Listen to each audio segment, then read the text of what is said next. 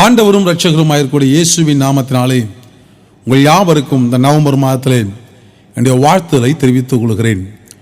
1 Samuel புஸ்தகம் 12ஆம் அதிகாரம் 22ஆம் வசனத்தினுடைய பிற்பகுதியை இப்படி வாசிக்கிறோம். கர்த்தர் தம்முடைய மகத்துவமான நாமத்தின் நிமித்தம் தமது ஜனத்தை கைவிட மாட்டார். தம்முடைய மகத்துவமான நாமத்தின் நிமித்தம் தம்முடைய ஜனத்தை கைவிட மாட்டார். ஆண்டவர் தம்முடைய ஜனங்களை கைவிடுகிறவர்ல. இந்த வசனம் எப்படி சொல்லுகிறது? தம்முடைய மகத்துவமான நாமம், அவருடைய நாமத்தில் ஒன்று யெகோவா நிசி என்பதாகும். யெகோவா நிசி என்றால் எப்பொழுது வெற்றி தருகிறவர், வெற்றியை தருகிற தேவன் என்று அர்த்தமாம். அப்போ ஆண்டவருடைய நாமம் என்ன? வெற்றியை தருவேன் என்பது அவருடைய நாமம். தன்னுடைய நாமம் அப்படி இருப்பதினாலே அவர் தம்முடைய பிள்ளைகளுக்கு ஒரு நாளும் தோல்வியை கொண்டு வரவே விடவே மாட்டார்.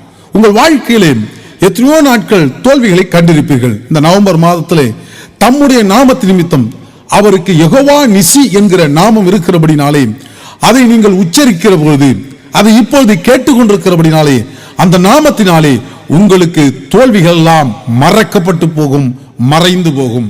ஆகவே தம்முடைய நாமத்தின் நிமித்தம் இந்த யெகோவா நிசி என்கிற நாமத்தை நாம் உரிமையுள்ளவர்கள் என்று கூறும் பொழுது அந்த நாமத்து நிமித்தம் அவர் நம்மை கைவிடவே மாட்டார். ஆகவே இந்த மாதத்திலே நமக்கு கர்த்தர் யெகோவா நிசி ஆயிருந்து வெற்றியை கொடுக்க உண்மையுள்ளவராயிருக்கிறார்.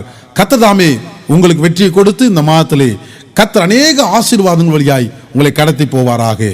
ஆண்டவர் உங்களோடு கூட இருப்பாராக. ஜெபிப்போம். எங்கள் மகத்துவம் உள்ள தெய்வமே, இந்த நவம்பர் மாதத்திலே உங்களுடைய பிள்ளைகளுக்காய் கர்த்தரை ஸ்தோத்திரிக்கிறேன்.